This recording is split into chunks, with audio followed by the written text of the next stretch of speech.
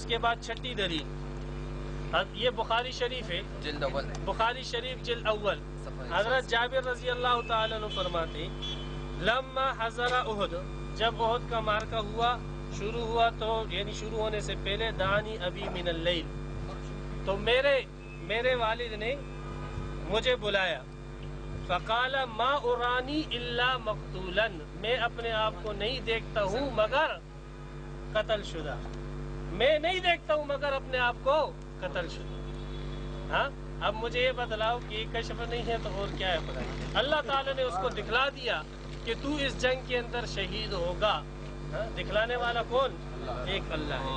بخاری شریف جلد نمبر 1 صفحہ نمبر 180، ابھی تک شہید نہیں ہوئے، ابھی تک زندہ ہے، فرما رہے اس عہد کے اندر میں اپنے آپ کو دیکھتا ہوں کہ میں شہید ہوں، اور پھر ایسا ہی ہوا کہ وہ کیا ہو گئے؟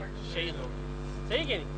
اسی بخاری کی اس شرح کے اندر فتح الباری میں ابن حجر اسقلانی رحمۃ اللہ علیہ فرماتے فیہ کرامتہ، اس کے اندر حضرت جابر رضی اللہ تعالیٰ عنہ کے والد کی کرامت ہے کہ جیسے انہوں نے کہا تھا ویسے ہی معاملہ واقع ہو گیا۔